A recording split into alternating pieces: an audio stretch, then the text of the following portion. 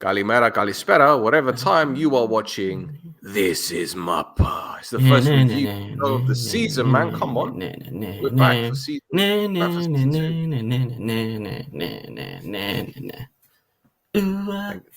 There you Thank go. you. Thank you very much. There you go. You don't even need to put the intro vid at the beginning. Not at all. Not at all. You've done it for us, bro. How are you? Man? Oh, I'm doing great, man. I might sound a bit gravelly for people. It's a throat thing that's hanging around, but apart from that, I'm absolutely fine. How are you doing? How are you feeling? My friend, it has been a very long summer. Oh, it has. A very long summer. Not just content-wise, but also professionally. And there are lots of things I would like to say on this pod about how clubs in Cyprus do their transfers or focus on their transfers. Well, I can't say anything. I can't. As much as I want to, I can't.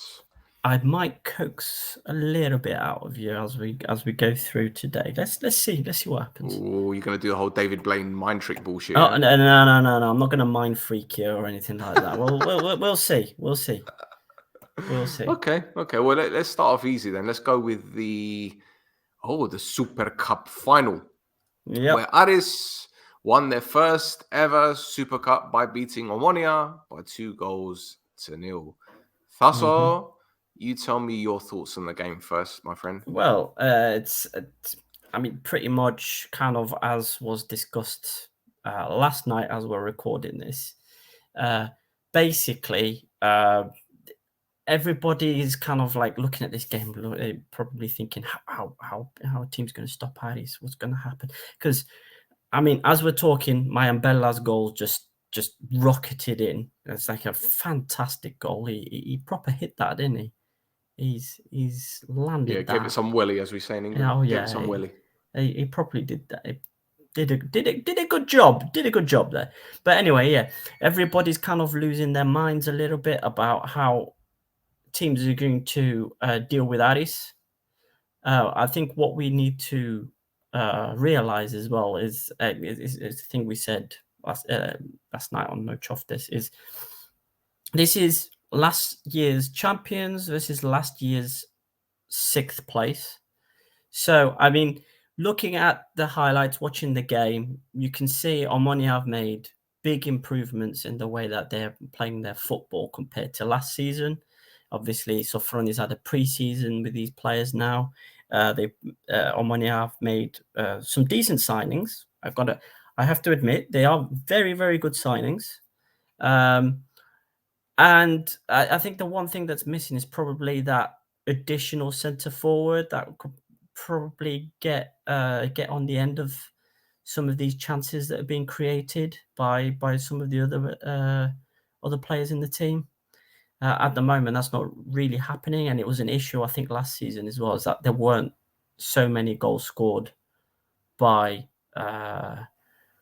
players in general at Omonoia. Like if you look at the top goal scorer charts for the season, you would expect an Omonoia player to be in and around that, and they just weren't. But yeah, Aris again. They've made a couple of signings. They made a couple of good signings. They were missing a few key players, and there's kind of like a will he, won't he kind of thing going on at Aris with Kokorin, whether or not he's going to stay at Fiorentina, or if Aris are going to sign, or if he's going to go to some other club. So that there's that thing happening in the background as well. But yeah, both teams put on a great match. Fantastic game, I think. There was chances for both sides to win it. Ansari Fad hit the post, and then obviously kind of Omonoia kind of pushing forward. Game gets on a bit. Players start to tire a bit, especially kind of with the temperatures we're looking at in Cyprus at the moment. And the second goal kind of went in injury time. Well worked goal from team wise for Aris as well. So congratulations to Aris, doubling the size of their trophy cabinet. I actually sent a message to our friend from Aris to say, congratulations. And then he said, thank you. I hope we will continue like this. And I responded to him, well, not too strong, though. I need Abuel to start doing well. So, but he didn't respond to that. So anyway, yeah. But yeah, sad to see Morgan Brown get injured. Friend of the pod, but also a very good footballer. It would have been nice to see him get involved against Bate next week. Well, he's suspended for the first leg anyway. So is he? Yeah, because he got sent off in the Conference League game last season. Oh, all right. Okay, all right. But I have not seen any news about the injury yet. Do you know? Do you know anything? Well, from what I understand, it's ligament damage. So it's not looking good at the moment. I think he's going to go to a specialist, but apparently the ligament on his ankle isn't even attached to his leg anymore. So, oh no, yeah, it's not pretty. Yeah, so we're looking. I'm guessing probably 6 months minimum. But listen, he's 23 years old, and fortunately, his recovery speed will be better than a 35, 36-year-old. I just think it's a shame for the lad because he had such a good year last year. And I know that he was very disappointed not to be able to play in the first leg of the Champions League qualifier. But unfortunately, this is football. And I told him, the funny thing was, I spoke to him the day of the game. And I said to him, look, as footballers, you have lots of ups and downs. But it's how you recover from these downs and how you bounce back. And God almighty, what luck, he gets injured. And I said to him after the game, like, this is exactly what I said to you earlier today. It's all about ups and downs and it's character building. And while you're angry and upset and frustrated right now, it's another opportunity to bounce back because that's what he's done all his career. He was let go at Leicester, went to Aberdeen, went to Aris, and they were fighting from Division 2 to Division 1. And it's been a constant battle his career. And this is another chapter in the Morgan Brown book. And look, the fact that he's being considered for the Cypriot national team speaks volumes, man. It really does. Yeah. Yep. Exactly. I mean, heart goes out to him. I don't want to say thoughts and prayers and all that crap because he's not dead. Yeah, he's not dead. He's not, but feel bad for him. We want him to get better and carry on. If not as good as he was, better. And this is the kind of thing. This is the kind of thing. Once you bounce back from it, you become better for it as well. So, unfortunately, the Alpha didn't show the challenge, and when you look at it in slow motion, it's actually worse than in real time. And Kasama has literally stamped on the guy's ankle. He's lucky it didn't break. In fact, to be honest, it would have been probably would have been better if it broke than having the ligament go, because it's a clean break and the bone recovers quicker. But anyway, I'm no scientist or surgeon or whatever, but I feel sorry for the lad. And Kasama was very, very lucky to get just a yellow. Looking at it again, we've seen players sent off for less, in all fairness. Yeah, so why didn't that go to VAR? Was VAR not being used? It was being used. It was, yeah. So that should have, in theory, gone to VAR as well, then, shouldn't it? You tell me. But no, because then you'll get me going off on one then. Yeah, there you go. But in terms of the game itself, I think Aris were well worth their win. They were defensively solid first half.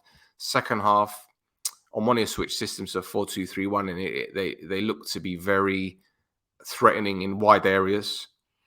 What I will say is, and as I said in last night's pod, I think there are some Omonoia players that they don't suit Sofroni's system. They don't. Yeah.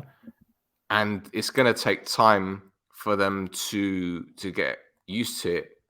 But on the other hand, with Aris, they made several changes. I think the only regulars I remember in the lineup were Vanna, the goalkeeper, Royston at the back, the two midfielders. We can even say Spogliarits came back from an injury, didn't he?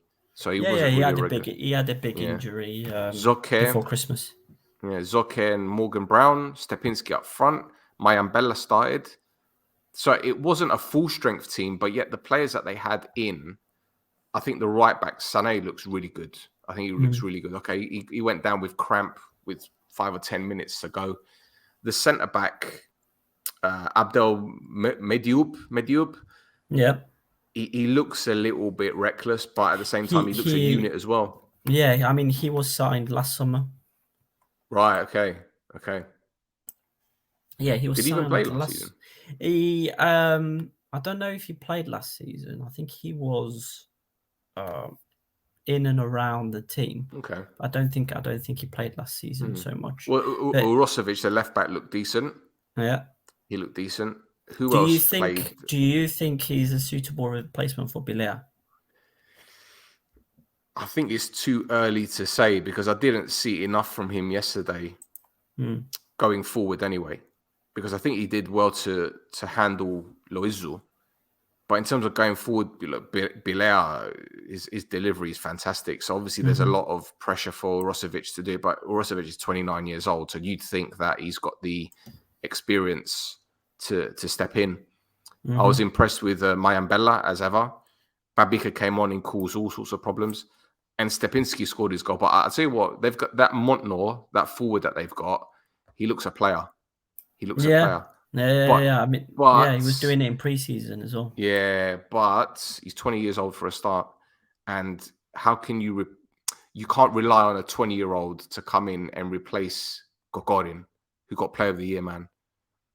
Yeah. So, yeah. But, for now, Gogorin is in the past.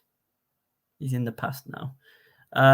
But yeah, another thing I think we need to bring, I think we brought it up very briefly on the podcast last night, is there's a difference between the opponents that Aris played in preseason and who Omonoia played, and also kind of the intensity of the games. So I'm looking here on what Aris played: Sturm Graz, Dynamo Kiev, and Austria Vienna, and that's 14th, 16th, and 18th of July. So it's like bam, bam, bam, bam, bam, bam. Omonoia played Gornik Lezhna, Trenchin, and Radomiak Radom, and that was 7th, 11th, and 15th of July. So you can kind of see Omonoia probably weren't 100% at the races, at least compared to the intensity that Aris are at the moment. And they're probably using the Super Cup as another kind of like friendly to build up team cohesion, test out some tactics, specifically for the match on Thursday. Well, based on those fixtures for both teams, you can tell one team is focused on match fitness and the other one was more focused on physical fitness. Yeah. So Omonoia have been doing double training sessions, a lot, I assume more intensity in the gym, whereas Aris are just like, right, we're ready physically. Let's just go into match mode. And I think the comparable difference is Aris are playing a Champions League qualifier. So they're all in. Whereas Omonoia, they're probably looking at Gabala, no disrespect to them, but they've lost 10, 15 players. They brought in 6 or 7. It isn't a particularly strong squad. And they're thinking, well, even if we don't do the business away, we'll get them at home. So I can understand the thought process. Perhaps you could say it's a little bit complacent, but at the same time, on paper, we should be going through against Gabala, whereas Aris are playing I'm not saying Bate Borisov are a established Champions League club, but they have history of being in the group stages. Yeah, exactly. I mean, Apoel have got history with Bate Borisov. It seemed like every other season when they were in the qualifiers, they were getting Bate at some point. Yeah. So they have not pedigree necessarily, but they've got the history and the experience behind them that Aris don't necessarily have.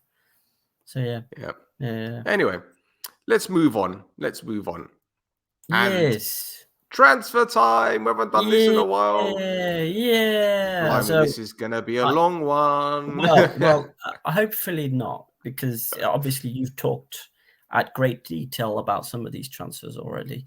But what I've done is I've taken the live document that I've got as a featured post on our Facebook page and just gone copy, paste, and just dropped it in the doc. So we don't need to go through all of them. So, for instance, Ajax made a lot of their signings quite early on. Yep. So you've already talked in detail about Roberge, about Sanchez, Fransol. This new guy, Kaptum, that showed up a week ago, and there's this goalkeeper, Herrerin, who was at Valencia last season. So the goalkeeper signing is interesting for Ajax because are they looking for someone who played for Valencia to be second fiddle to Piric? I suspect Piric is on the way out because I know a couple of weeks ago he was linked with a couple moves, a couple clubs in Turkey. And look, if they can get good money for him, I don't see why not. He did make a few big mistakes last season, and perhaps they're looking at him now thinking, well, if we can cash in, great. They also signed Catelari, which is an interesting one. So, yeah, it looks like got a bit of an Apollon influence at the back. Hold on, why haven't I got Catelari on the list? That's a weird one that I've missed off. That's a huge one as well. Catelari is a huge one. Need to get that sorted. But yeah, they've had a lot of players go out, especially a lot of first team players. So Altman's gone he's gone back to Israel. We've got there's a few of them that have gone. Another one that's happened as well is Simran Jitandi has been released from Ajax following his loan from Garmodissa. Apparently, there are a few offers in. He's looking at a few offers. I've heard that he's got a few offers outside of Cyprus and in Cyprus. So let's see what happens with him because I think he'd be a very, very useful fullback for most clubs. He's versatile, can play right back, left back, got experience, knows the league. And I think a couple of years ago, in fact, the season Omonoia won the title, he was brilliant for Ajax. Absolutely brilliant. Yeah. I think there's going to be a lot of offers for him, I think, because he is good. We've kind of brought up a couple of mistakes that he had, I think, last season. There was a couple of issues, but it seemed like we talked about at the time, it seemed to be like a communication thing that people weren't calling each other out, which kind of happens in teams where, you go through 7 different managers. Anyway, let's move on from that. We've got AEL have made 2 signings so far. And they are financially crippled, mate. They're crippled. They are, which is why they're having some trouble announcing as well these contract renewals. There's a few players that they're still discussing to reduce their wages as to whether or not they continue. A few players have already gone out. Ex-captain Teixeira has gone to Hapoel Petah Tikva in Israel. Davor has gone to Motherwell. That was the big one that came out. Yeah, and I'm absolutely thrilled for the lad, man. He's such a good kid as well. I say kid. I'm older than him, so Yeah, but if we did that for who's younger than us, that's basically all these transfers, or almost all of these transfers. But yeah, there's a few. He's going to keep going up. I think he's going to start from Motherwell, and he's going to go even higher, I think. Well, it's a very good move for him, and it's a very good level. Clearly, it's a step up from Cyprus, but I think in terms of his international aspirations, it's a great move to have. I don't know if Motherwell are in Europe, though. I don't know if they're playing European football. I don't know. I don't think so. We've got Celtic, Rangers. I think it's Hibs, Aberdeen, I'm not going to look it up. Scottish football. Get a Scottish football expert on here, so they can look it up. But and they got rid of Romo after signing him in January from Ajax. Yeah. So he's gone as well. Casa, Milinciano has gone to Garmodissa. Bilova has gone back to his parent club. So there's a few. There's been a bit of an exodus. There's still a couple of players that are sticking around. So Berahino, he's signed on to stay another season. Big things I think are expected from him now, considering as well since a couple of the other forwards have left, and they've still got who's got a big injury, so he's probably not gonna show back into the team until at least like November time. But yeah, I'll got if they don't sign some more players, it's going to be an interesting one. Oh mate, if they don't sign any players, then they're going to be relegation candidates. I'm sorry. That's my honest opinion, because look, I'm just going to say this, right? Beginning of June, I received a WhatsApp message from a football agent, not from Cyprus, from Europe. And it had a list of positions that IL wanted to cover. And they're willing to pay 50 grand a year for a left back salary, free transfer, 60 grand a year for a winger, and 80 grand a year for a striker. Now, considering the average wage for a footballer in Cyprus is 100 to 120k a year, it's looking peak, man. It really is. Really is. I would say they've got some good youth prospects, but it would have been good for them to get a bit more experience before chucking them in, because they do have some really good youth prospects. It's just that, the youth in the Cypriot First Division needs mixing in, and if you don't mix them in, you end up struggling. Right, and there's still the conundrum with Muriel. Yeah, so they still haven't figured out whether or not he's staying yet. And he needs to stay, because if he doesn't stay, then IL are going to be in real big problems. Well, look, what I will say is somehow these clubs get it done. I remember one club last season, I'm not going to say which one it is, but they wanted a player in a certain position, and they didn't have anything to pay the player. It was literally play for free. And they somehow got it done. He's no longer at the club, but he did a good job when he was there. So somehow these clubs get it done in Cyprus. As you know about your club, you somehow get it done. So it wouldn't surprise me. Somehow, look, it wouldn't surprise me if IL end up bringing in 3 or 4 players, but at what consequence? But anyway, I think as well they're not going to bring those players in until first week of September. Yeah, before the window closes, yeah? Yeah, exactly, just before the window closes. Anyway, AES. So I'm going through things alphabetically by team here. So AES have basically raided Aris, haven't they? for a few of their signings. So they've got Sloga, who was on loan at Olympiacos last season, and Del Miro, which I think it's a very good signing for them, I think. And they've also loaned in Dedelom. So that's three Aris, ex-Aris players. So that's the first thing. Now they've also signed Ali Reynolds, which I think is another quality signing. Yeah, he's part of Hibs's. He was part of Hibernian's youth academy, if I'm not mistaken. Then he ended up at Apollon, so I think he might be classed as a Cypriot player. He's a homegrown player, because he basically ended up moving to Apollon when his dad got stationed in Cyprus. So he went to the Apollon youth teams, worked his way through the youth teams, and he's played for a few different clubs in Cyprus now. So I think they've made some. I think they've made some good signings. It's still going to be a difficult. It's still going to be a difficult slog for them, obviously, because of the kind of budget they're working to compared to other teams, as well, having to play in Larnaca instead of Lemeso. That's a thing we opened up previously and talked about. But yeah. And how many goalkeepers are there with the surname Becker, for God's sake?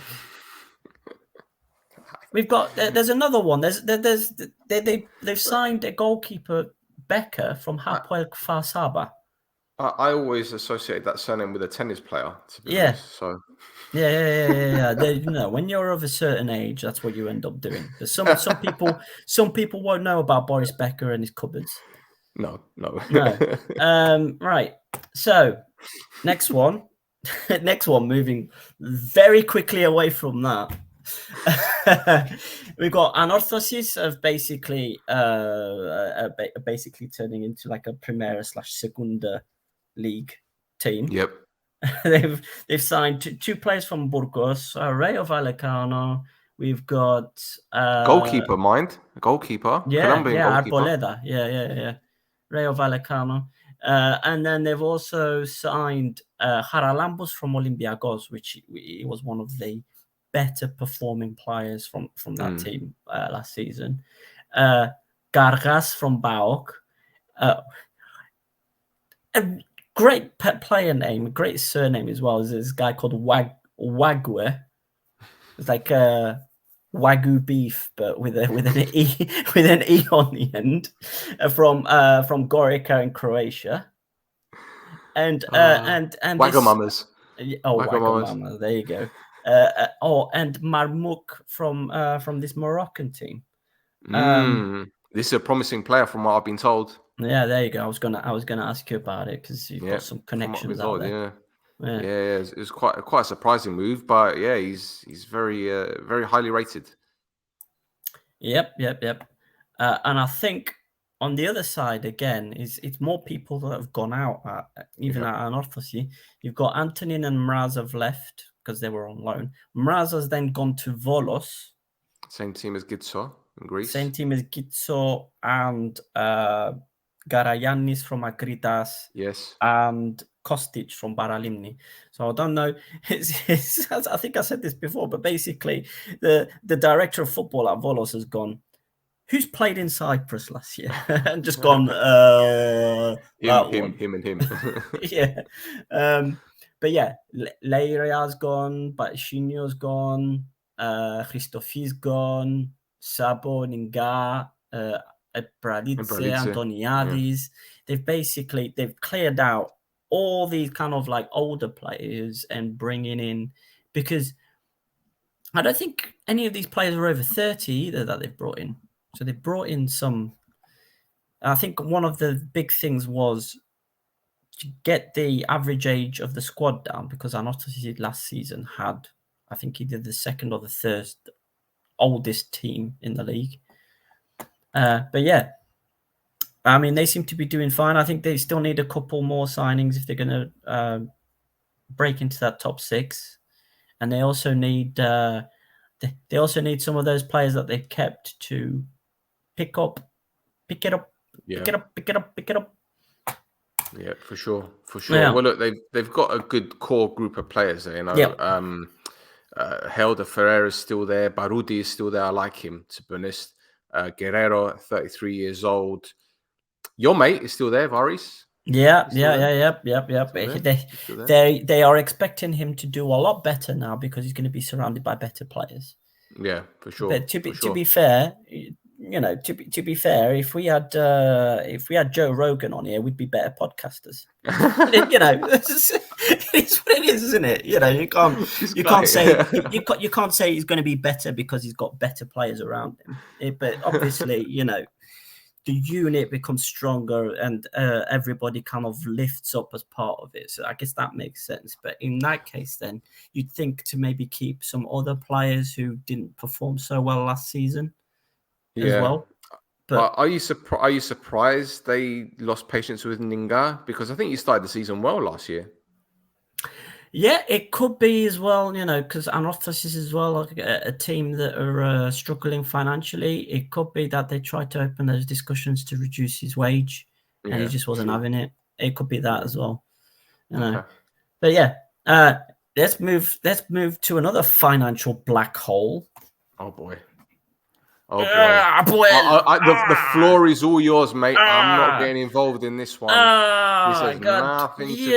I'm zipping it. I'm done with this one. This is all you, bro. No. I'm gonna go in. So if I had a cigar, I'd light it up. So I'm just sticking with my vape stick. Don't worry. Yeah, no, but Thassos, I got a bit of shit on Twitter for saying, what kind of bullshit signing is this?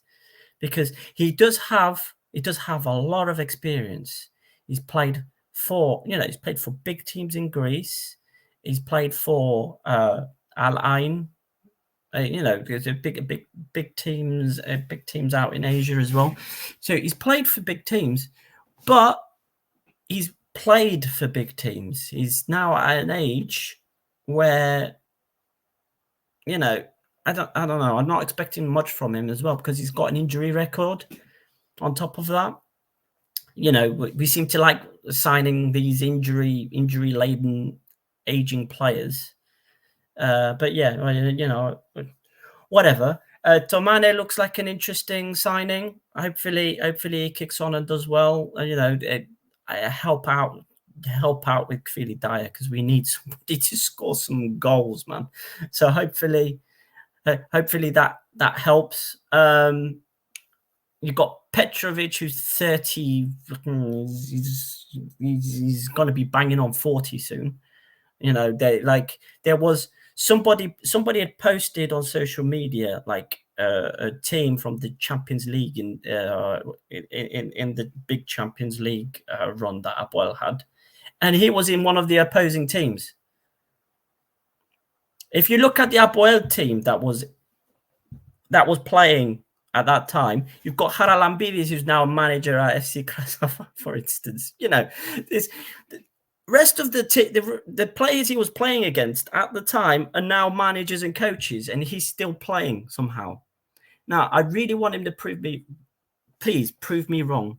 For the love of God, prove me wrong. I just don't see it happening, and I kind of made a big deal about that on Twitter. And then about 15 minutes later, they announced that they signed Donis on a permanent deal, that's a signing that will get them up high, like where they were last season. It will get them fighting for the league title if he stays fit. And there it is. We saw how good he is when he's fit, but he had a couple of big injuries last season, which kind of broke up. He didn't just break up his season, but it kind of messed the team up a little bit as well. But yeah, if he's fit, he stays fit, he performs well. I think we've got a good player in there. And then you've got. Well, he's got an ankle injury from last season, so he won't be fit till at least the beginning of September. So hopefully, kind of people pick up the slack until he gets fit. Let's see.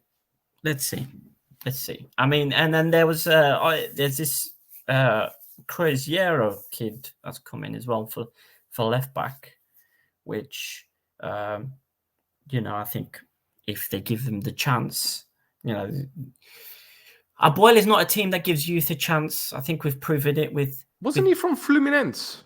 Is it Fluminense? Sorry. Oh God, I'm gonna get so much hate from Brazilian football Twitter. Well, the thing is, I'll tell you what. There's an interesting, just going on subject. There's an interesting video I saw on YouTube the other day about Fluminense and how their playing style is completely different to what is standard in Brazil. So you've got left wingers moving to right wing to support the right winger, and they condense the field. They don't play wide; they play central. And the coach, he encourages the give and goes, the 1-2s.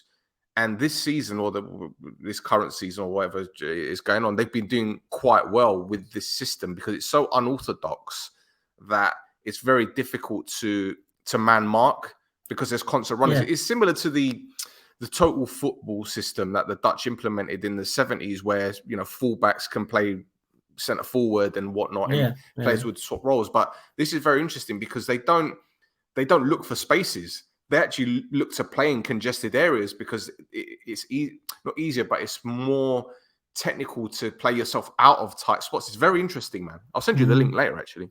Yeah, please do. Please do. So it'd be great if Abuel give this kid the chance. Now, at the moment, they seem to be playing right backs at left back instead, which is really, really disappointing to see. You've got a left back, play him. Play him, give him a chance. But yeah, it's anyway. That's and then these Doxa players that they've signed for God knows what reason. Abdullahi and Garamanoli, sorry. Yeah. So I mean, I don't know how much we're going to see of those two, but they're there. Anyway, yeah, big thing for Abuel is they still haven't managed to sign Mario Silia permanently. Garo's gone, Ferrari's gone, Esseling's gone, Diawara's gone. We've got Wheeler's gone, Dashvili's gone. So they've got rid of a few players. It's a bit weird to see players like Diawara and Esseling head out, especially considering, they had really good seasons last season. You'd expect them to kind of be like the cheaper solution to a problem. So it's really disappointed to see them go. But,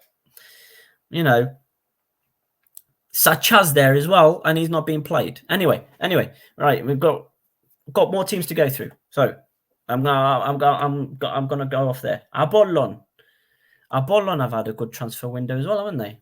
So far, they've got Abdurrahimi is a very good signing, I think, especially with his performances for Bafos last year, because he wasn't even first team for Bafo. He was kind of like bits and pieces here, and he was still getting goals and assists, and So Adoni from Achna after he was on loan at Nel Salamina last season, that's a very good signing in defense. They've got Darikwa from Wigan. They've got they signed Antosh from Bafo as well. Now I don't know if he's going in as first choice or not. Now I've seen from friendlies that they're preferring Dimitriou. Yeah. Well, I've heard they're looking for a goalkeeper, a left back, and a winger. And the left back situation is an interesting one because you got to ask the question about Hamas, whether they feel he's going to be back in time. Then you got the goalkeeper situation. They signed Antosh, but if he's not featuring in friendlies, what does that tell you? And then the winger situation, well, VAR left to go to Djurgården, which is a very good move for him because it's a very good club. Yep. But I'm interested to see how the striker Kremenchik does, because he's been blighted by injury. And I remember at Bark, he was on fire. Then he picked up an injury. He ended up in Singapore or Indonesia. He's Indonesia. Yeah. Persia Jakarta. Right. That's where he was last season. But but kind of the players that have left Apollon as well, there's some big holes that they've needed to fill. So, Jovanovic, goalkeeper, they're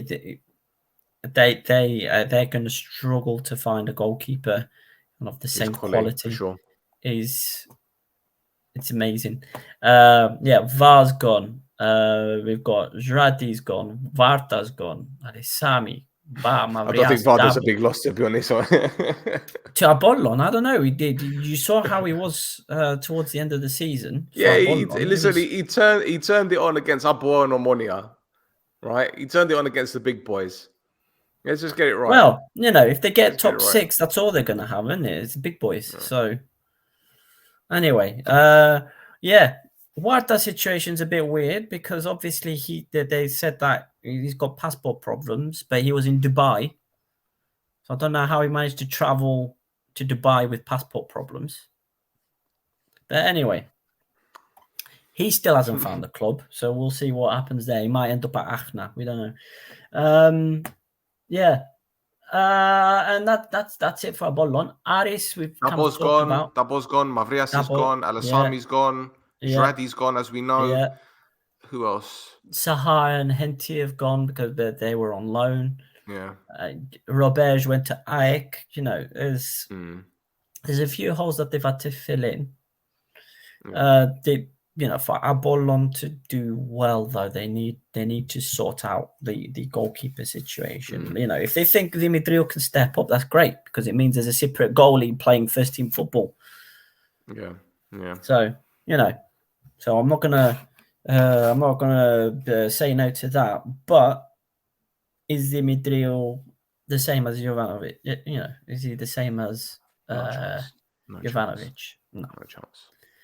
Well, look, we briefly touched on Aris in the review, so I don't think we need to go into that again. But what I will say, interestingly enough, Sikorski retired and was appointed sporting director, something like that. Yeah, exactly. Yeah. So yeah, exactly. So we don't need to go through that. We've been through that. Doxa have had I've had a strange kind of transfer window so far. They've signed players from Olympiacos. They've got players who have been out for like 6 months. They signed Valentino Shirlis, who was in South Korea for the last 5 years. So that was a strange one. There's also this really young Italian, Ciccione. Yeah, let's go with that. Who was playing in Serie D in Italy, but he seems to be starting for them in the friendlies that they've had so far. So be an interesting one. Outs players already kind of from Abuel. Benny's gone. I think they're gonna miss him. And Herrera left back's gone. Kovacevic has gone to Karmiotissa. But yeah, they've let go of a few players who were in and around the first team. But I don't think it's necessarily something. Yeah, I think they've got stronger with the signings that they've brought in rather than weaker. They've still got Dennis Bergkamp. Yes, they've still got him. I mean, obviously, he's going to add another year onto his age and his experience. So could be. They've still got Asante as well, so their forward line is going to be pretty solid. I think there's more. To come. I think they're going to bring in a goalkeeper to challenge Shishkovsky. Sorry. So yeah. Listen, it helps when your president is an agent, allegedly. Yeah, so that's what allegedly. Allegedly. Yeah, allegedly. So it's like a Bambos situation, Del Boy. Yeah. I don't know what you're talking about. Okay, good. Right. Ethnikos. The new guys. Yeah, the new guys, Ethnikos. Well, the new old guys, because they're basically. But yeah, they signed Abraham from Agridas, Pechlivanis from Olympiacos, Nicolaou Gagas from Nea Salamina. They signed Christofi from Anorthosi. That was like, whoa, okay. They've signed like 300 players. Like they've really gone into the market and got like they've got Froxilias, who was at Dumbarton, and who else in Scotland?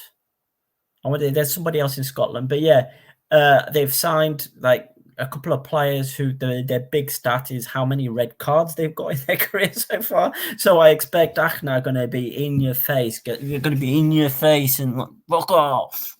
So it's going to be interesting to watch them play, especially playing a team like Aris, who kind of obviously with the counter-attacking and the attack. Well, I think they're going to. I think they're going to try and rely on the pace that they got up front, because Van Der is still there. They've got Christophe is quite quick. Elia's movement is good if he stays. But then you've got Enzo Cabrera that's coming from Newell's Old Boys. So I think this might be an interesting one. Yeah. Cabrera is going to be a very, very, very interesting signing. Watch him. And then next season, if he does well next season, he's going to get picked up by I don't know what, like Abuel or Bollon or somebody. You'll see. Garmiotissa, I mean, we've already mentioned them a couple of times because they've been in and out signing players from other teams in the league. They got Muhtaris from Olympiacos.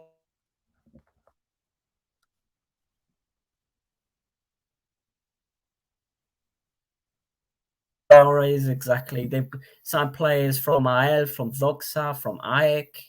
They've got this Newport guy from Valvik as well. So there's a very big contingent of Dutch players at Garmin this summer. And Lucci signed a new deal as well, which is good for them. Yeah, I think that was probably the best bit of business. Is what do you make of Miliziano coming in from AEL? Because we haven't heard anything about Duris. So I know obviously that people are saying that he's left the club and everything, but there's still yeah, I don't know. I don't know what's going on there, to tell you the truth. But Miliziano coming in, I think, is a solid signing. He's one of those better forward players that underperformed last season for AEL. Yeah. But saying that, he did get goals, like especially towards the end of the season, he was getting on the score sheet. So they're probably wanting to see the same kind of thing from him. But Duris seems to have been released, but I'm not sure. Miliziano didn't get announced by Gormiodisa until like after he played for them in 2 friendlies. For instance, they had that. It was about 3 weeks after the Silhouette signing. They showed the Silhouette and then nothing, and then his name was showing up on the team sheet. Do you think they forgot to announce it? Do you think that? I think so. It seemed to me that they dropped the social media post and they said, they got the Silhouette, and I was waiting for maybe an hour later or 2, 3, 4 hours later, and then it's like, oh, we signed him. We forgot. We forgot to take the photographs. We forgot to update our social media. There you go. And then maybe 3 weeks later, yeah, maybe that's what it is. Oh dear, it's a strange one. It's a strange one. But yeah. Well, speaking of strange ones, yeah. Speaking of strange ones, do you want to go to Nea Salamina? Yeah, they've had a transfer window, haven't they? I think it's Robin very, Hood very FC. Solid. I think it's proper solid, the team that they're building. It's something else, isn't it? They've got Narsing, ex-PSV. I'm expecting big things from him. I want to see proper performances. He's also like their highest paid player ever. So they're expecting big things from him. And Fernandez because Fernandez from Baralimni is coming, they've brought in some interesting. They've got Bejarano from Lamia. They've got Kuzmanovic from Bane Kostrova. They've got Gacharis as well from Baralimni. Yeah. I want to see that. I want to see that celebration. But yeah, but a lot of those signings are obviously to replace a lot of players that they've released. Tom Medes, Magassa's retired. Thiago, you've got Salalik's gone. 20% is gone. Felipe is gone. Manjic is gone. Baltiak is gone. A lot of players have gone, so they needed to bring in a lot of players. Saying that, I think they brought in some solid replacements, and we need to make sure Dore Garay gets himself on the score sheet more. One of the big things is Chico Banza has not showed up for training after signing a new contract. Surprise! He signed a new contract, and then from what I've read, there's Nizhny Novgorod in Russia that have been interested in his services, and so he hasn't. From what as far as I'm aware, he's still not back in Cyprus for pre-season training. So Nea Salamina obviously have got him under contract. Yeah. So they're waiting. I'm guessing they're waiting for an offer for him based off of what the player and the club have been told. Well, yeah, but mate, to be honest, when the signing was when the renewal was announced, I'm pretty sure both of us said in unison, it's only to bump up his value. Yeah. That's it. Yeah. That's it. Yeah. But for him to go where he wants to go, there needs to be an agreement between all parties. Yep. So there's that. Anyway. Othellos, they've made a lot of signings. Is there anyone that stands out there for you? It's not really one for me. Panayotou, the Paralimni goalkeeper, it was behind Kostic last season. But yeah, not. Sorry, guys. Sorry, Othellos, but well, you say that first of all, what I need to say is congratulations to Odisseil, right? Because Odisseil was a former Omonoia player, and last season he was at Aris in their academy, and now he's the assistant coach for Othello. He's a really nice guy. Got a lot of time for him as well. So I really hope he smashes it. In all fairness, I really do. Yeah, no, well, I mean, depending on how much they're going to end up recycling coaches this season. Yeah. We'll see. He might end up being in charge of the team as well at some point. But they signed Ibrahim Sangare, didn't they? Yeah. Sangare was at, where was he? He was at Auxerre, I think, before. I remember him back in the day, in the old Football Manager days. Yep, same here. I also remember him as well. So that was the one I was going to bring up. The other one was... Okay, sorry. No, it's fine. That's all I was going to bring him up for Football Manager. And the other one was a weird one for me, kind of personally, because I posted about his signing on Twitter. This is Anchon Jasso from SD Amorebieta in the Basque Country in Spain. And for some reason, that tweet kind of got like so many thousands of views. And people go, I don't know what, like, apparently he's going to be one to look out for. Just a lot of interest in where Jasso was going after he left SD Amorebieta. So, well, actually, someone that we didn't mention, Karim Ben Kamayal, I don't know how to pronounce his surname. He joined them from Bayer, right? Yep. But before that, he was at Huddersfield, then he went to Charlton, then he went to Valenti Academy, right? And Valenti Academy is run by Bobby Bowery that used to play for Crystal Palace in the 90s.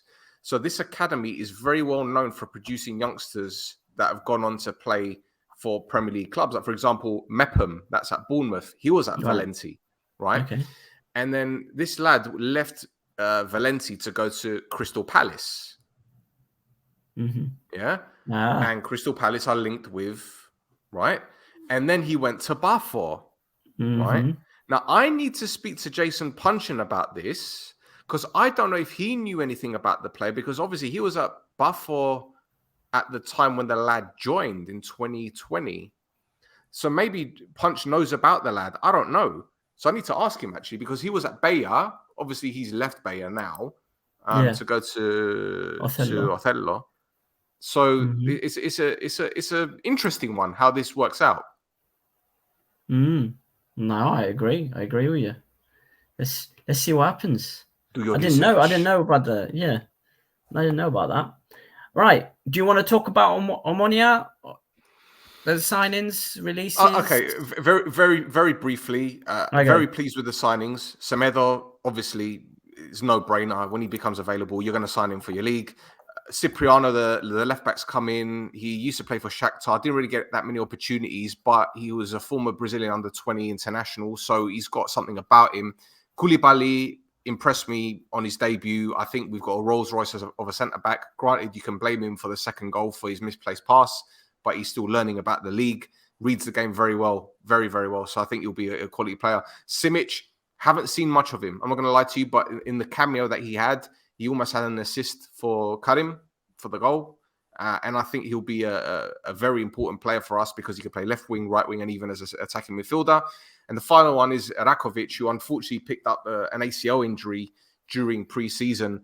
And the signs that he was showing is that he was a very, very good ball-playing midfielder. Very, very good ball-playing midfielder. So to see him have that injury so early on in his Omonoia career is is a setback. Don't get me wrong, but the season hasn't started yet, so he's not out for the whole season. He could be back as early as February. You never know. As for the players that have left, Shraddy, I think his agent has pulled a bloody blinder to not only get him a club after 6 months of being out. He leaves Omonoia and he ends up at Minnesota in MLS. Hats off to his agent. Babuli, we know, is retired. Besedin and Gitso returned from their loans. Yuster has left. I don't know if he's going to retire, but good luck to the lad. Venizelos, this is an interesting one for me. He was given a few opportunities back into the season, but deemed surplus of requirements. I think he'll end up in Othello or maybe Ethnigo or someone like that. And Mix Discarud had a year left on his contract and he was out the door, which again was a surprise to me. But given the players that we've signed, in the midfield area, I don't think he'd have played much this season. So that is that, really. Okay. All right. There you go. Very, very quick, very, very rapid. And then obviously, and then last and least, I think I've got to say is Bafor, because Bafor have signed one player. This is the calm before the storm, mate. From Cruzeiro, yeah, I know. No, didn't they sign Gane as well? Well, they've signed. So they signed Gane and Davor. No. Not Juninho. The other side. Ikoko. No. Dimitriou. Oh, it's going to annoy me now. But basically, they had two players on loan last season that they've signed permanently now. So the Romanian. I forgot his name now. No. But anyway, they released a load of players. So obviously, Antosha's gone, Hestada's gone, Karabadze's gone, Hodgko, Juninho, Jovanovic. Jovanovic is like an under 19, sorry. So I don't know why I brought him up. But Bayric is gone, Abdurrahimi is gone. So there's a few players that they need to replace there that they haven't got round to yet, which is an interesting one. But yeah, there you go. So I think they're going to go balls deep in the next few days with the transfers. I really do. They better do, because as it's looking at the moment, that if they're going to struggle to hit top 6 with the players that they've got left. Yeah. Hestad going, I think, is a big loss, in all fairness, I think, anyway. Hotsko. Juninho going. That was Juninho, yeah. But yeah. Bellagio signed permanently. That's it, Bellagio. That's the one that was was looking for. But yeah, that's kind of it at the moment. They've signed two players that they had last season. And Davor, who's also, I think it's a loan as well. I don't think it's permanent.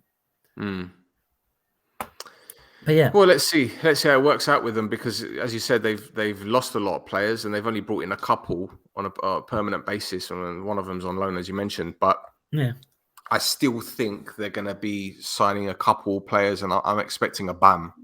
I'm expecting a big one. Well, yeah, we haven't quite seen the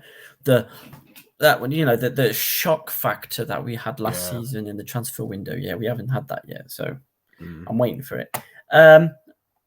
Saying that, there is a bit of a shock factor. Olympiacos are in the second division and they signed Stefan Badji. Yeah. This is a player who's played for Anderlecht and Ludogorets in Europe, like in group stages Europe. Now, one of the reasons he mentioned that he signed, he did an interview with Gerkida like yesterday. So one of the things, so the reason he signed was said specifically was for the chairman. The chairman. Shake hands. 24-inch pythons. It's got the same. Like, this is the only reason I'm saying it. So you need to edit all the photos of all the signings he's made. He's got the exact same pose every time. One arm out like that.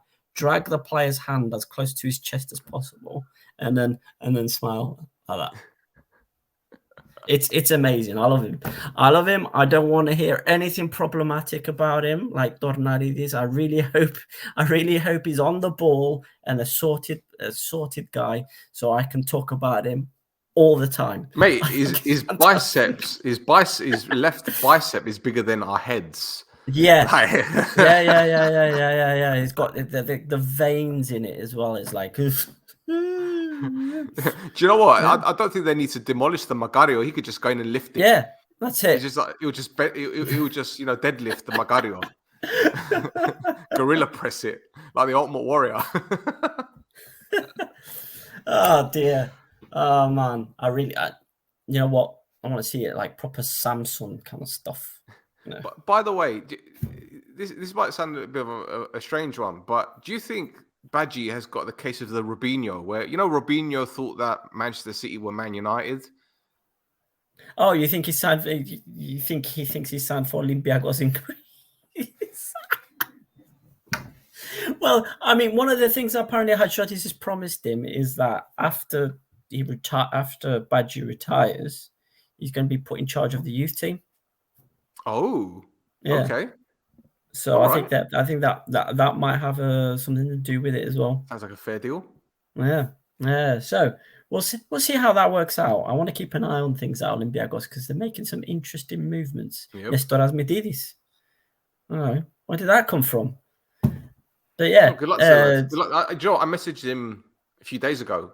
In fact, it was the day after his. No, I'm not talking about. It was the day of his announcement. I messaged him. I said, "Mate, you're going to smash that league." I said, "You'll probably get 10, 15 goals this season because the defenses are shambolic." But I'm looking forward to Division 2, man. Honestly, I really am. When you look at bro, like when you look at the teams that are there, right? Okay, so you got Bayer with Jason Punchin. Yep. Right. You got Mappa, who obviously have got a strong relationship with Omonoia. So I'm expecting some Omonoia players to go back there on loan. You've also got Paralimni, who are going to be bringing in more players. What's it called? Agrida, they're going to be signing players. Yeah. You have, who else? Olympiacos, we just mentioned, with the signings that they've made. And then you got, what's it called? Hermes. You got, mate, Omonoia 29. It's going to be a fun season, I'm telling you. Yeah. I mean, some of those teams as well. They're gonna have. They have a following. Like I don't know. Like obviously, Omonoia 29 have got a following, but there's the grounds. A lot of these games in the league are being filled. Like people are actually going out there and watching these teams, which I think is fantastic. I think there needs to be more of it. And you've got Ayanaba as well. Ayanaba in Division 2. Come on now. You've got Vigenis Morpho, I think, as well, are up there. You've got Asilisis as well. Yep. Enad. Yeah. So we've got Bike is still there. Yeah, well. We'll get to Bike. But yeah. And then Krasava. Then you've got Grasava as well. It's gonna be full. It's gonna be full down there. Like it's gonna be an interesting one. But yeah. So one other thing I wanted to mention as well, because I know you were going off about agents being what they are currently in the league. So I want to talk about Olatunji very, very quickly. So he was at AEK. He was signed permanently at AEK following being on loan from the season before. So he signed permanently at AEK last season, and then I think 3 months into the season, was it January? He went on loan to Slovan Liberec, right? And then that was a loan to buy. So Slovan Liberec paid 500k to buy him. And that was on the 31st of May. And then on the 17th of July, Liberec sold him to Sparta Prague for 900k. So within, what is that? A season? Yeah, within a season and a little bit, so we can count his his home team in Nigeria that it was loaned out to AEK from. Within a season, he's had 4 clubs. The thing is, as far as I'm aware, a player can't move more than twice a calendar year. He can't play. He can't play for more than 2 clubs. Right. Okay. So it can be registered. It can be registered. I don't know if it can be registered, but he can't play for more than 2 clubs in a year. Right. Okay. I don't know. Listen, I'm not going to say anything because if I say anything, I might get myself into trouble. Right, okay, all right, I'll just move it on. Right, we'll move it on. The transfer rumours. So, Zradi is apparently going to Bangkok United in Thailand. You heard about this? That's an interesting one, isn't it? Yes, and Stefan Shepovic is about to join a club in the same city. Oh, interesting. Interesting. I wouldn't expect Thailand today. Okay, got you. All right, yeah. So next thing, let's move on to another Apollon player. Is I've called it Nyambita Special. Everybody wants a bita. You can have a bita. You can have a bita. Everybody have a bita. Bosses Miles though. How many Miles can you get in the bita? I don't know, man. But Ike, being managed by Henning Berg, they wanted to pay 350 grand as a loan to buy option. Banyas, I think it's something to do with bananas, anyways. In the Emirates, wanted the same kind of deal, and they're being managed by Milanic, who was at Anorthosis. Dynamo Bucharest chucked in 600 grand for him, just a straight buy him for 600 grand. Panathinaikos have started bidding for 550 grand, and apparently AEK are also interested in him. So, there's a big there's going to be Apollon are in the money. We're in the money, so they are kind of holding out for 1 million euros for him, which I still think is pretty cheap. Even 1 million, I think is worth more than that, but we'll see how that develops. There's still another month of the transfer window. Of course. Yeah. So I'm just trying to think if there's anything else to mention from a transfer perspective. Valbuena, he's linked with which club is Apollon. Apollon, yeah. There's Matias Meluso at Bafos. So he's an Argentinian player. Seems to be like a standard Bafos signing. And then there's also Ioannou going back to Aboel again after playing for Como for 2 years in Serie B. But we'll see how that develops as well. Let me ask you a question about this one. Yeah. Would you be happy to see him back at Aboel? I mean, I wouldn't mind. He's an option. Let's just say he's an option. I wouldn't mind having a better signing. To tell you the truth, I wouldn't mind someone better. But if the option's on the table, I'd rather have him than say, Chibak playing in the wrong position. Those are my thoughts on it. But yeah, it is what it is. I just want to chuck in one more transfer rumor that I'm trying to turn into a rumor, so it's true. Is Phil Jones is talking to Bafo. he's going to Bafo. He's going to Bafo. Well, I'll tell you something. I'll tell you one thing, right? And I'm just gonna say it because do you know Jordan Lukaku, the left back? Yeah. That was at Lazio. He's been proposed to a couple clubs in Cyprus, and he's affordable. So I don't know whether that could happen as well. Well, like you said, Apollon are looking for a left back. You never know. Aboel might be shopping for a left back. Let's see. Possibly. Let's see. Interesting. Yeah.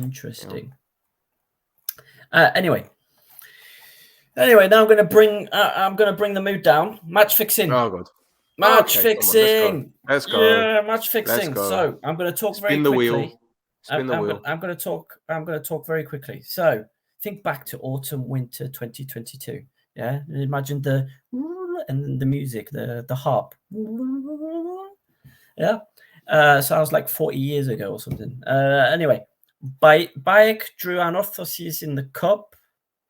Some highlights. I think people should search for the highlights after I talk about this, you'll see exactly what is being investigated. But anyway, Bayek lost the game 4-1, and FIFA did an investigation because there was some weird betting patterns on the game.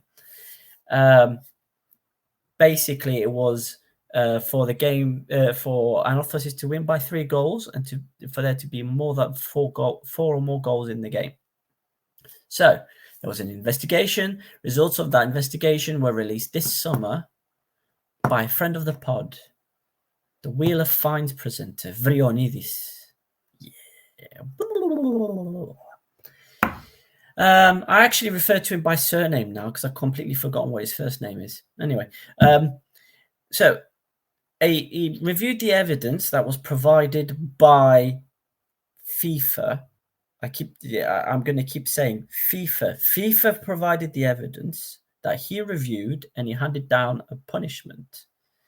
And 2 players were basically looked at, and they were banned for life from football and fined 32,000 euros.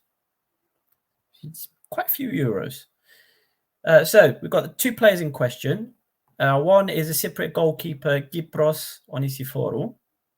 So Onisiforou spent all his career so far. I say so far. You'll see the reason why. In the lower leagues in Cyprus, he was at the youth. He was basically at Aris in 2013. So obviously before the big rising giant that is Aris has become now, and he jumped from club to club, sometimes twice in a season. Goris Erimis Agios Dichonas Beya 2014, Bareklisha Nea Salamina in 2020, Abeb Bitsilia. Like me, when I see Abeb Bitsilia, I go, what? And finally, last summer, he joined Bayek. So Transfermarkt as well has only got 2 games recorded that he's played, and one was the cup match where he conceded 4 goals. The other player is Peter Ofornadu. So Ofornadu is a 19-year-old Nigerian centre-back who was on loan at Bayek from Aris. He was brought over from a Nigerian youth academy by Aris last summer. So according to Transfermarkt, he's got 13 performances for Bayek and a red card. Now, on top of that, Bayek have also been fined 50 grand as the team was deemed responsible for the players' actions, even if they claim they didn't know what was going on, because they're still responsible for the players' actions regardless. On top of that, there is an ongoing criminal investigation by the Cypriot police because, this is obviously a serious crime that's gone on. So Bayek and the players were given 15 days to respond to the charges. Bayek basically used those 15 days to criticize the Cyprus FA, specifying that they were informed that UEFA and FIFA were not investigating the club but the players in question. The club also specified that they were being targeted by the Cyprus FA since their now former president, Kleanthis Georgiadis, was trying to run for election as president of the Cyprus FA. All right. So big man Vrionidis stated in his letter in response that the evidence provided and the investigation was started on the 23rd of May before Georgiadis had even announced an intention to run. Now, we knew he was going to run 6 months ago. Can we say that? Are you going to have to edit it out? We had an anonymous tip. Yeah, we basically knew from prior that he was going to go for it. But anyway, leave that to the side. We'll not pretend. We'll assume Vrionidis didn't know what we know. Anyway, the suspicious betting patterns that were investigated by FIFA and UEFA were for Bayek to lose by. So I'd already said that bit. Sorry, I'm reading off my notes. So it's but yeah, Ofornadu it's fine. Keep going. Yeah, Ofornadu was deemed to have acted in a peculiar manner for the conceding of Aris' second and fourth goals. Onisiforou was deemed to have acted in a peculiar manner for Aris' third and fourth goals and a chance in the 60th minute. Now, I think peculiar behavior from Omonoia, I think, is a bit harsh. I think if you watch the highlights, it does look like he's genuinely trying.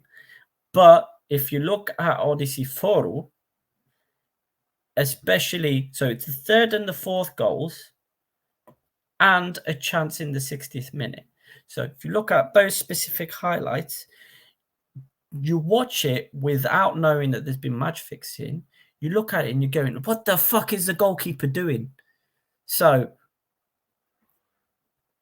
I implore people to watch those highlights. Now, so the players' union, being the players' union, has rightly chosen to help the players appeal the decision, because that's what the union's for. It's for protecting the members of the union. So it makes sense that they will try to protect the players. So they're helping the players appeal the decision, which they should do. Now, the way that the appeal process seems to be going, at least as to how the players' union have kind of put out the statements, is not necessarily they didn't do it. It's more the process for the punishment being given is faulty. So again, it's an argument. They're trying to protect the players, so it makes sense. Now, they also, I'm guessing they also advised the players to go on the Panda podcast, which is the first time I've heard of this of the podcast, but it's fine. Don't bring them here. We're right here. We can do the interview. We're right here. Next time, come to us. We can sort them out. Anyway, according to Odyssey Foru, he was informed of the evidence forwarded to the Cyprus FA via email and tried to fight the allegations. By the time he got everything in order, decision from the FA regarding his punishment was already made. Omonoia was informed by others what had happened and needed to get the document translated. So basically, the Cyprus FA kind of went, you're being investigated. Here's a document. Omonoia didn't know what to do with it because it's only written in Greek. Anyway, as per the Cyprus FA disciplinary process, they were given the same 15 days that the club was given to respond to the allegations prior to any punishment being handed down. Now, how people are reached to inform them, that's a different question, because Odyssey Foru on the podcast claimed he was emailed about it beforehand. So one would assume the Cyprus FA uses contact details provided during the player's registration with the FA, right? And normally the player's registration is either undertaken by an agent or the club, right? It's the club normally. So I think there's something to be said about player welfare kind of at BAEK, but we'll see what comes out later. So with Odyssey Foru, he said he was diagnosed with Crohn's disease a few weeks prior to the game, and out of 15 training sessions, he only attended 5. He also states he had an injury to his left-hand side. And regarding the Crohn's disease, so this is from me, regarding Crohn's disease, there's like really strong pains associated. Yeah, and there's a risk you can shit yourself as well. It's horrible. It's horrible. So, but if that was an issue, why wasn't that raised with his union? Mate, do you know what? I don't know the full scale of the situation. Yeah, when you look at the goals, I mean, there's going to be a lot more. You look at the goals, and you look at the one that was conceded from the free kick that Lazaro hit, and you're thinking, goalkeeper, what are you playing at? And then the fourth goal where he's left his left-hand side wide open to be put in the top corner. On the one hand, you could say, oh, he looks a bit dodgy. But on the second hand, no disrespect, you could just say he's just shit. Sorry. I mean, the other defense for them obviously is they're poor players. That's all it is. That's the other defense, isn't it? But yeah.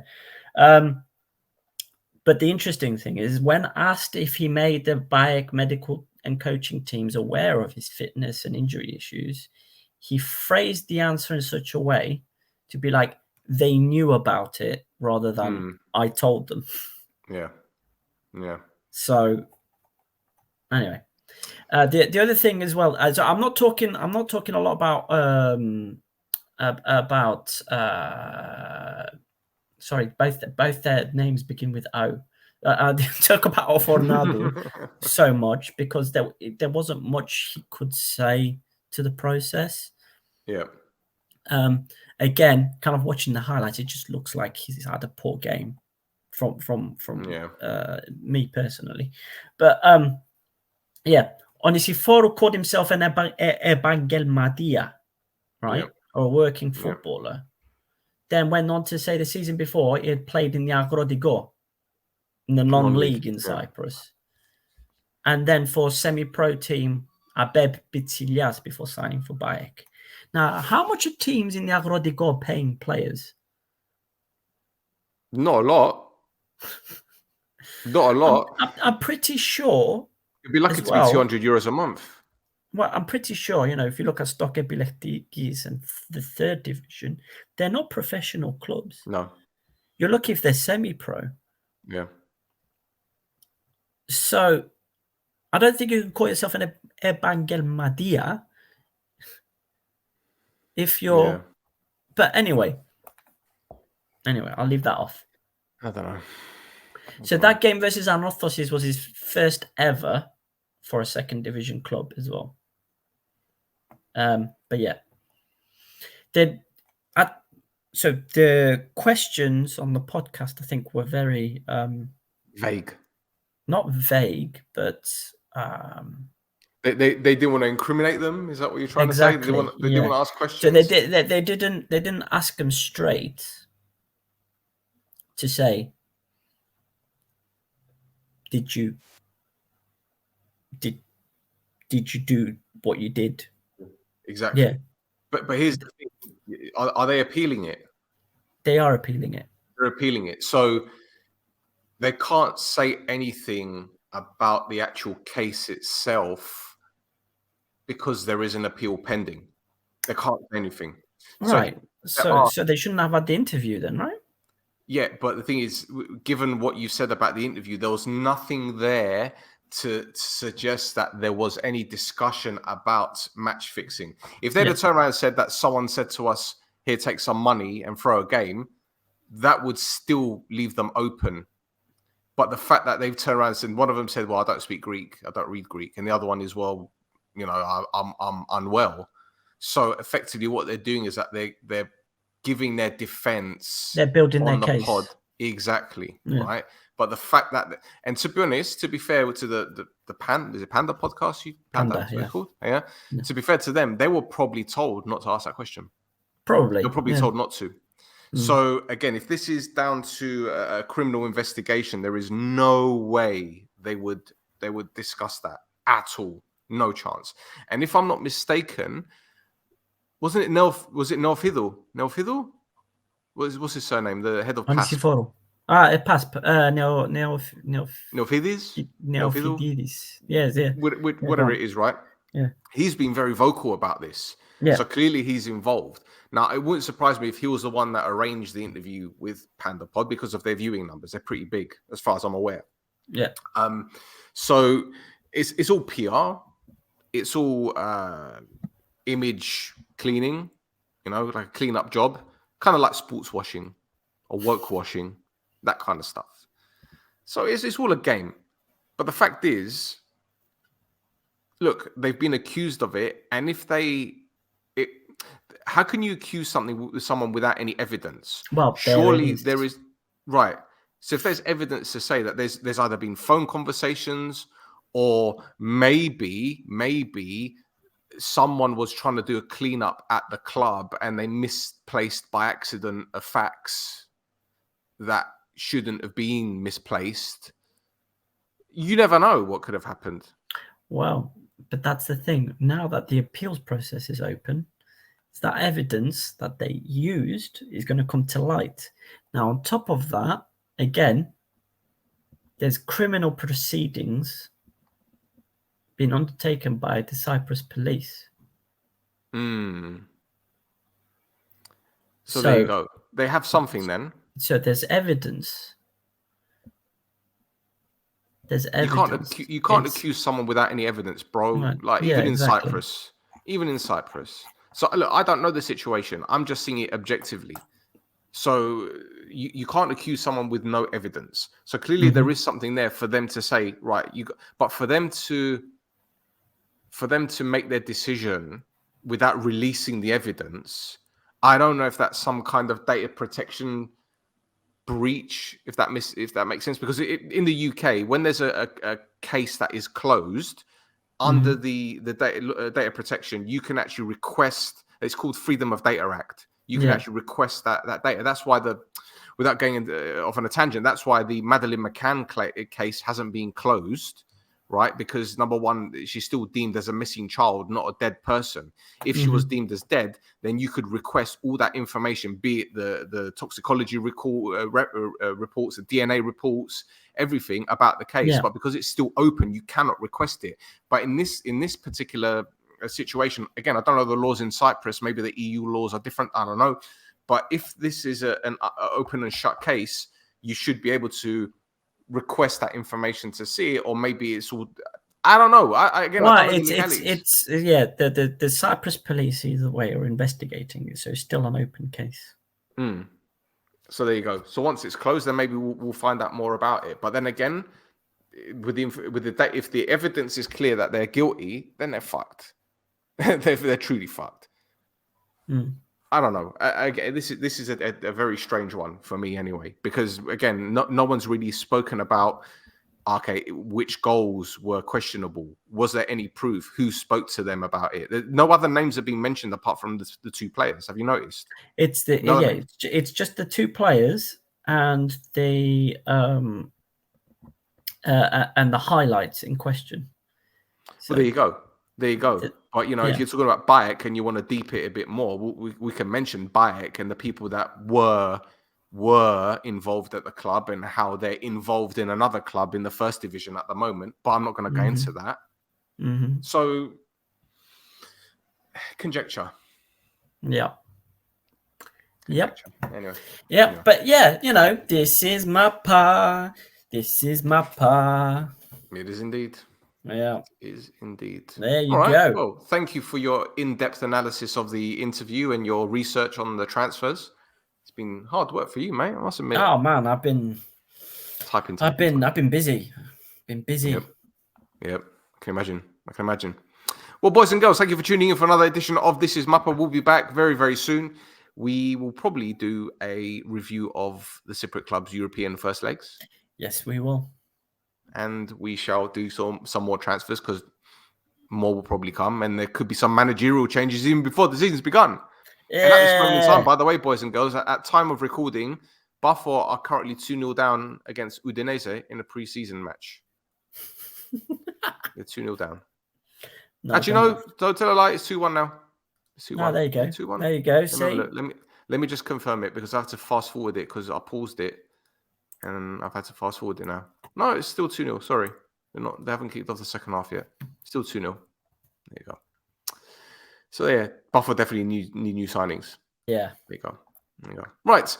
So give us a follow on Instagram and on Twitter at This Is Mappa. Thassos Instagram and Twitter is here. Mine is there. And we'll be back very, very soon. Until next time.